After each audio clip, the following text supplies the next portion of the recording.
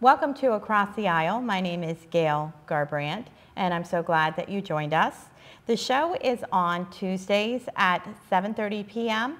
and again on Fridays at 4:30 p.m.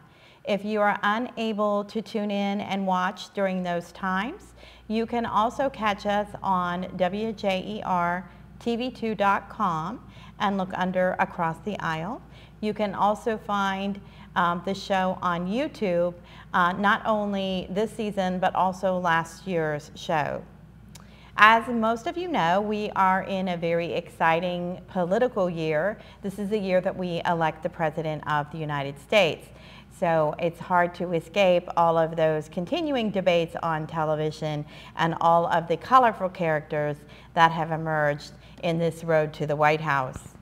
As I speak, early voting has started in Tuscarawas County, and you can walk into the Board of Elections at the courthouse and cast your vote anytime now until March 14th. March 15th is the date of the 2016 primary. If you don't live in Tuscarawas County, you can go into your county courthouse and do the same thing. And you may request an absentee ballot at any time. You do have to fill out an application, and you can get those at the courthouse, at the Motor Vehicle Registrar's office, or at the Secretary of State website. So I'm excited that you're here, and today we have a special guest, John Miceli, who is a Dover Township trustee and a local business owner who is running for county commissioner in the March 15th Democratic primary. So please stay tuned as we come back for more Across the Aisle.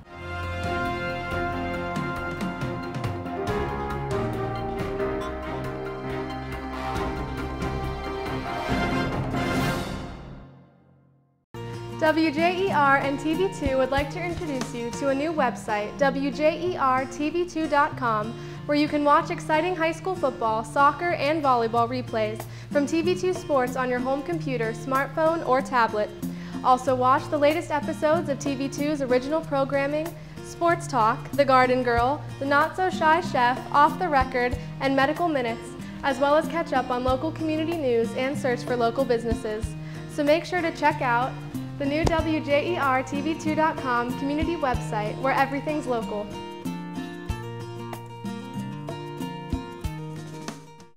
Brilliantly practical scientist Harriet Tuttle's search for a more efficient life concluded with an unorthodox solution. Harriet created 4 more Harriets. Together they were a model of efficiency.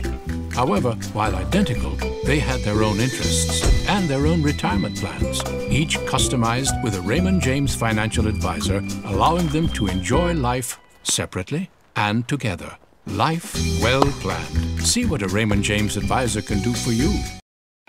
Omni Orthopedics comprehensive programs provide early diagnosis and successful treatment for every musculoskeletal problem.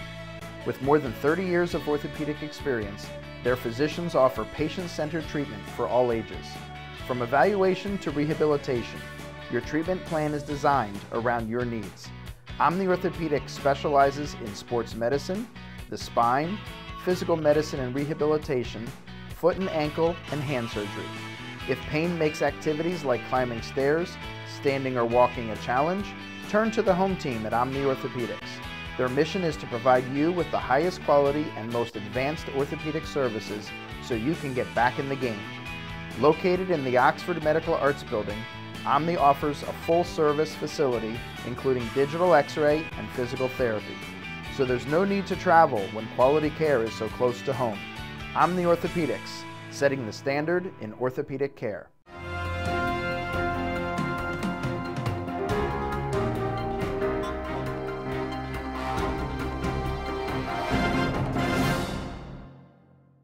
Welcome back to Across the Aisle. My name is Gail Garbrandt, and I'm happy to have with me today my guest, John Miceli.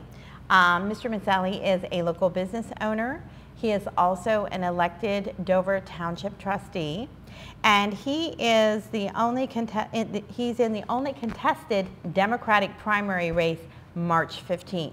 So we're going to talk to Mr. Miceli. John, you bring an interesting set of credentials and experience to this race. So how does being a business owner and being a township trustee help you to be a county commissioner? Gail, as a township trustee, I was involved with the I am involved with the county government in a much similar fashion as the commissioners, as there are 3 people on the board of trustees. As a business owner, I know what it's like to build, go out and bring in business and make something better than I found it. So when you combine those 2 things, going out and getting businesses and bringing them back into our area to come here and bring jobs here, combined with my knowledge of government, local government, fuse those together, I think I can, well, I know I can do better things than what has been done for our county.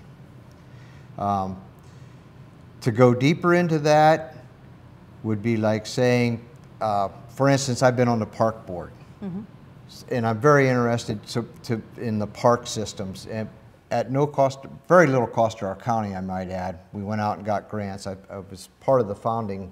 And again, as a trustee, I got on the park board, but I used my business knowledge to administer and help on that board. We do need good parks. We need good schools in our county. I'm very much in favor of supporting our schools. How can we bring people in if we don't have good schools? The other thing we don't have a lot of is good housing in our county. We don't have a plan in our county, a comprehensive land plan that I might add my opponent adopted, or didn't adopt, but paid for over 10 years ago, and it still sits on the courthouse shelf, not adopted. So we cannot grow a county if we don't have a comprehensive plan. So some of my first actions would be, as a business owner, you have a plan. Why don't we have that in the county? So some of my first steps would be, let's pull that plan off the shelf, let's dust it off, see, do we need to redo it a little bit? Do we need to critique it and do things that are now a little bit different in this county than they were maybe 12 years ago when that plan was written? Well, certainly things have changed over 12 years, so you think it might need a little bit of revision. It will need revised, and again, the hard part's done with the plan. They paid over $85,000 for this plan, never to adopt it. Now that, to me, is pretty much a sinful act. Why would you pay that much for a plan and then put it on a shelf? So, right, revising the plan is kind of my first step, and that would be my personal thing to do, and bring that to the Board of Commissioners and say, can we get this thing revised and can we move forward now? Okay. Are there other areas in the county where you think the current commissioners have maybe not been doing as much as they could have? Well, let's just look at the road tax at our county, our roads. 2 years ago, maybe it was a little over 2 years ago, they held a whole series of hearings, and at the conclusion of the hearing, they conveniently said, we vote to do nothing. Well, for 2 years, our roads continually deteriorate while costs to maintain them go up, and then they, instead of taking the lead on it, said, we'll put it on the ballot, we'll let the people decide. Well, they're going to prolong it. They're kicking the can down the road. They've known the courthouse has had issues for, I don't know how many years they've had leaks over at the courthouse. They've refused. They kick the can down the road. Let somebody else do it. The dog pound. The dog pound, for God's sakes. 12 years ago, we were talking about the dog pound. We're still talking about the dog pound. And that just seems to be the MO of at least 2 of the commissioners over there, just to keep kicking the can down the road. Nothing gets less expensive as you kick it down the road. It needs to be addressed at the time of incident. Because the longer you wait, the more expensive it's going to be to address these issues. Exactly. You have to treat it as you would your own personal items, your home, your business. you have to address it. You have to take a stand. You may not be a popular stand, but at least you take a stand. Well, as a county commissioner, as you know, you would work with 2 other people because there are 3 commissioners. So how would your business experience help you in working with other members of your team? Well, interesting you say that, because in business, obviously you have customers, and you have other people you work with, you have suppliers. So you have to negotiate with people and work as a team to complete the project you're doing. And you don't necessarily have to be a follower, but to be a team member to contribute what you need to contribute to get to your goal. And I think I have the personality that comes with negotiation more than confrontation. Okay. Well, thanks, John. And we're going to be back for more Across the Aisle in just a few minutes, and we're going to talk about why you have decided to run for commissioner, what those responsibilities involve in being elected a commissioner. We know that by statute it is a part-time job, but I'd like to have your thoughts on that. And I'd like for you to also tell our viewers what you feel are the most pressing issues facing our county at this time. And I think it will help people to make a more informed decision by having the opportunity to listen to what you have to say today on Across the Aisle. So thanks so much for coming. I know how busy you are. And if you all stay tuned, we will be back in just a few moments. Thank you.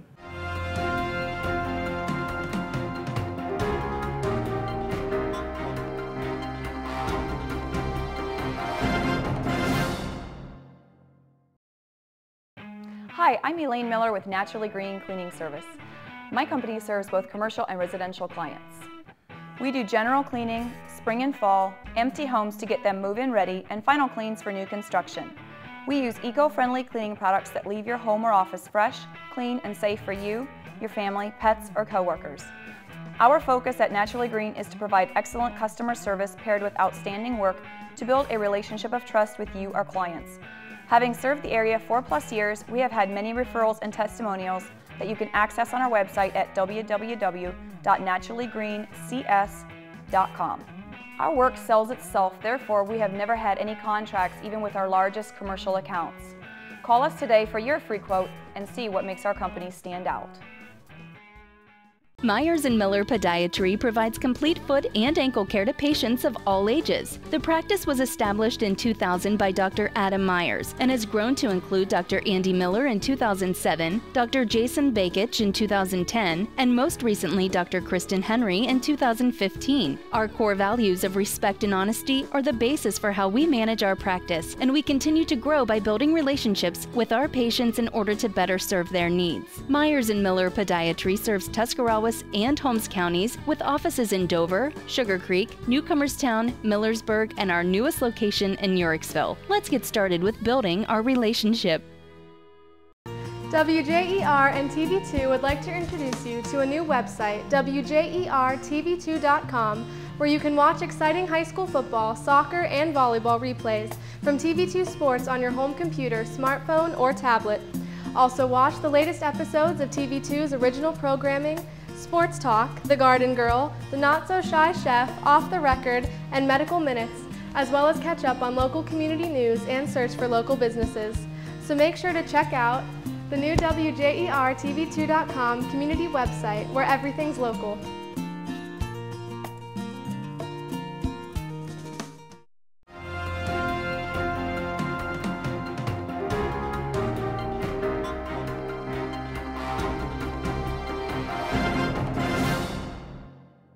Welcome back to Across the Aisle. My name is Gail Garbrandt, and today our guest is John Miceli. John is running for Tuscarawas County Commissioner. We've just been talking about his business experience and his experience as a township trustee, and how that gives him a unique perspective in coming into a race, and should the voters decide to elect you, and how you would approach the office. So why don't we start out with, why have you decided to run for county commissioner, and why are you running in this particular race? Well, as people might remember, back in 2014, I was in the commissioner's race, the Democratic candidate in the commissioner's race. And at that time, I felt that political office was never meant to be a career choice. I was up against a commissioner that was a long time in that office. And things didn't go quite so well. We fell short of our goal. 2016 is only 2 years after that. So I put on an extensive campaign. And thinking back on it, to come back in 16 only made good sense because of the money, the time, and the effort I spent in the 14 race. And the person that's my opponent now has voted with my opponent then 99% of the time. So in essence, I'm running against the same person. I see. And the needs are still there. The issues are still the same. The can was kicked down the road back then. It's still being kicked. Nothing's changed. In that campaign, you heard about the laser-focused jobs program. Where's it at? Never happened. So there's still issues. Essentially, it's the same person I'm running against, only in a different suit. Well, as you know, county commissioner is legally a part-time job. And so how would you propose that you'll spend your time in the commissioner's office? I'll spend my time 24/7 in the commissioner's office. There's so much to do. I can't even imagine that it's still under a part-time statute. You know, it's so much more than just going to banquets and standing up the podium and telling people how good things are. I actually want to be a hands-on commissioner that goes out and looks why the courthouse dome's leaking and see what goes on there. I want to go out, I want to make the call to Jane Products and maybe even go up there. Instead of saying I emailed them a couple of times, I want to go up there and say, hey, your place burned down, but we want to help you stay here. That never happened. Jane was out of here. Same thing for Joy Manufacturing down there, Buffalo Howden. Right. They were out of here. How many commissioners went down there and actually sat down with them and said, what can we do to try to keep you here? That's the thing that needs to be done. We need to go to Lauren Manufacturing, make regular calls. Not every week, not every month, but maybe every 6 months. Just call them, touch base. What can we do? Maybe we have a program that can help you find employees. There is an employee shortage in our county, and I'm well aware of that fact, but there's a housing shortage. You can't have employees find people if there's no place for them to live. They're going to go where to live. Let's get with some developers. Let's you know, get some plans to get some housing and get some things moving in this county. Well, I know you talked previously about the importance of schools and the importance of having jobs and bringing new business in. What other areas do you think that are most in need in Tuscarawas County where you, with your experience, could make the biggest difference? Well, our county is going to be facing a 911 shortage. And that's going to put us in dire situation, and they're looking at a tax increase for that. And you know, quite frankly, if things would have been handled right before, when we first established 911, we wouldn't be up against this. That's going to be a priority item because technology has really advanced in the last even 5 years. So, and it's going to take tremendous money to bring our 911 back up to standards. And I think that's important to all residents of this county, that we have a good 911 system. Sure. Now, so how soon do you think there would have to be some type of increase? I would say within the next probably a year, maybe 2 years. And quite frankly, I think it was kicked down the road because of election time. You know, politicians are afraid. Well, this is one person that's not afraid. Well, good. All right. Well, besides that, and the 911 system and the having good schools, having jobs, so people can support families, what other areas would you like to see the county grow in? Well, I mean, the jobs is number one, bringing people here in. Not talking manufacturing jobs. I am talking professional jobs. Skilled jobs is where we need to go.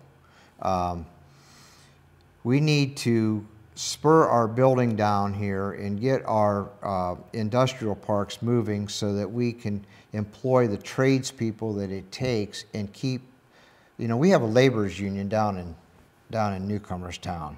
We have skilled people throughout this county that aren't being utilized. They have to drive out of this county because there's nothing going on in this county. They'd love to work close to home. So, and we have a huge industrial park in Newcomers Town that needs to be filled. And we can do more with JITs and JEDs, which is the city working with the townships. And we can do more with our sewer system, our metropolitan sewer system, our county sewer system. Instead of retracting, let's go out and let's get some sewer and water, especially sewer out to places that people in the townships can develop. I know for a fact in Dover Township we could do really well, but there's no sewer. Yeah, I would think with your proximity to the city of Dover, it would be a natural outgrowth. It's a natural, and Dover Township has no income tax, which makes it more attractive for people to try to come to build in. Now, I know you mentioned that there's that industrial park in Newcomers Town that needs to be filled. We're also seeing a lot of growth at the north end of Dover. And how would that expand to, what are the possibilities of that expanding even farther past Strasburg and just starting to meld into that Canton? Well, unfortunately, the north end of Dover has been helter-skelter developed. And it's not, I don't think it's not to put the blame on anybody up there, because I mean, you have these little places like Loudon and Columbia that don't really have any sewer up there, and I know the county's been reluctant to run sewer up there. I think more of it runs, better chance of development is in the west end of the township on the other side of 77. I know there's some people that own land out there that are interested in really getting that part moving. And I think all it takes is somebody with a little bit of oomph to go out there and say, hey man, we're going to get you sewer out here. Because I know for a fact that businessman that owns a lot of that land is real anxious to get moving on it, and he does have the connections to bring people in. Okay. Well, John, what do you want to say to voters as kind of your final word about the election on March 15th? Well, the election on March 15th is about Democrats. It is a Democratic primary, so it is about Democrats. My opponent has never really shown himself as a true, real Democrat. I support the labor unions, and I support the Democratic philosophy. And that's what it's about. You won't see Republicans at my fundraisers. It's about Democrats. That's what we're about in this primary. Okay. Well, I want to thank you again for taking time to come and meet with us. We wish you the best of luck, and we will be live on primary election night, so we'll be counting the votes right beside you. It's been my pleasure, Gail. So thank you for this opportunity. And please join us again for Across the Aisle. We are on Tuesdays at 7:30 p.m. and on Fridays at 4:30 p.m. If you are unable to tune in at that time, you can also catch us on WJER TV2.com. Just look for Across the Aisle.